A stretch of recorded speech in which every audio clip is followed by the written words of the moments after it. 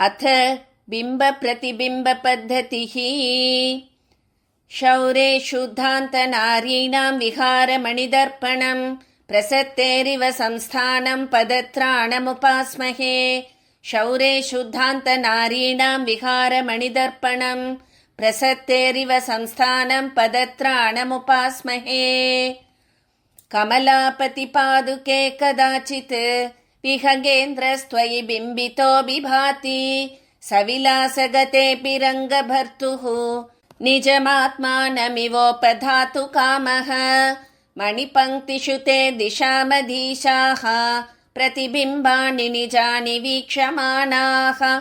अभियन्ति मुकुन्दपादुके त्वाम् अधिकारान्तरसृष्टिशङ्क एव। मणिमौलिशतेन बिम्बितेन प्रणतानां परितः सुरासुराणां मुरभिन्मणिपादुके महिम्ना युगपत्तिषु समर्पितेव भासि। उपनीतमुपायनं सुरेन्द्रैः प्रतिबिम्बच्चलतस्त्वयि प्रविष्टं स्वयमेव किल प्रसादभूम्ना प्रतिगृह्णासि मुकुन्दपादुके त्वम्। रङ्गेश्वरस्य नवपल्लवलोभनीयौ पादौ कथन्नु कठिना स्वयमुद्वहेयम्। इत्याकलय्य नियतं मणिपादुके त्वं पद्मास्तरं वहसि तत्प्रतिबिम्बलक्षात्। पादार्पणात् प्रथमतो हरिदस्मरं ये मध्ये तव प्रतिफलन्मणिपादरक्षे। मन्ये निदर्शयति रङ्गपतिर्युगान्ते न्यक्रोधपत्रचयितं निजमेव रूपम्। यत्रावसानमधिगच्छति रङ्गनाथे विश्राणयस्यनुपदं मणिपादुके त्वं। प्रायः प्रयाणसमये प्रतिबिम्बितानां तीर्थावगाहमपरं त्रिदशेश्वराणाम्। उच्चावचेषु तव रत्नगणेषु मातः वेदाप्रयाणसमये प्रतिबिम्बिताङ्गः। आशङ्कते मुरभिदो मणिपादुके त्वाम् आगामि कल्पकमलासनपङ्क्तिगर्भाम्। आलोकरश्मिनियतां मणिपादुके त्वाम् आरुह्य सञ्चरति रङ्गपतौ सलीलम्। अन्तःपुरेषु युगपत् सुदृशो भजन्ते डोलाधिरोहणरसं त्वयि बिम्बिताङ्ग्यः। कालेषु राघवपदावनि भक्तिनम्रः कार्याणि देवि भरतो विनिवेदयंस्ते। त्वद्रत्नबिम्बिततयापि मुहुस्वकीयां राजासनत्स्थितिमवेक्ष्य भृशं ललज्जे।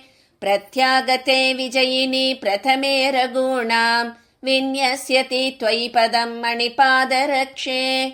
रत्नौघबिम्बितनिशाचरवानरां त्वां पूर्वक्षणस्थमिव पुष्पकमन्वपश्यन्। वैयाकुलीं शमयितुं जगतो वहन्त्या रक्षाधुरां रघुधुरन्धरपादरक्षे।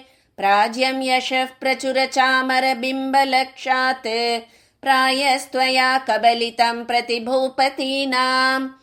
प्रतिदिशमुपयाते देवि यात्रोत्सवार्थं त्वयि विहरणकाले बिम्बिते जीवलोके। वहसि मणिगणैस्त्वं पादुके रङ्गभर्तुः कबलितसकलार्तां काञ्चिदन्यामवस्थाम्।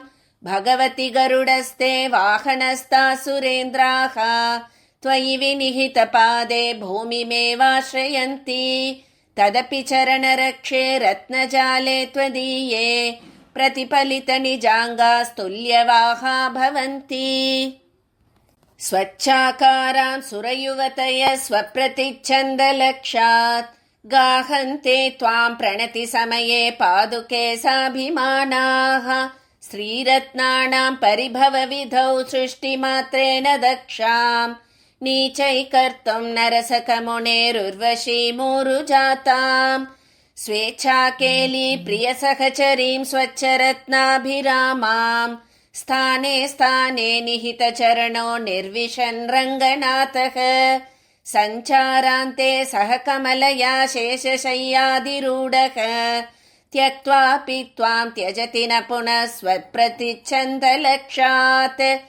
त्वामेवैकामधिगतवतः केलिसञ्चारकाले पार्श्वे स्थित्वा विनिहितदृशो पादुकेनन्यलक्ष्यम् त्वद्रत्नेषु प्रतिफलितयो नित्यलक्ष्यप्रसादा पद्मा भूयोर्दिशति भवति पादसेवां मुरारेः एकामेक किल निरविशत्पादुके द्वारकायां क्रीडायोगी कृतबहुतनु षोडशस्त्रीसहस्रे शुद्धे देवी त्वदुपनिहिते बिम्बितो रत्नजाले भुङ्क्ते नित्यं स खलु भवतीं भूमिकानां सहस्रैः हरिपदनखेषु भवति प्रतिफलति तवैतदपि रत्नेषु उचितामितः पदावनि बिम्ब प्रतिबिम्बता युवयोः हरिपदनखेषु भवति प्रतिफलति तवैतदपि रत्नेषु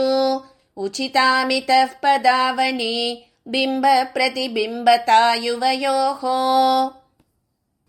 इति कवितार्किकसिंहस्य सर्वतन्त्रस्वतन्त्रस्य श्रीमद्वेङ्कटनाथस्य श्रीमद्वेदान्ताचार्यस्य कृतिषु श्रीरङ्गनाथपादुकासहस्रे बिम्ब प्रतिबिम्ब पद्धतिर् एकविंशी।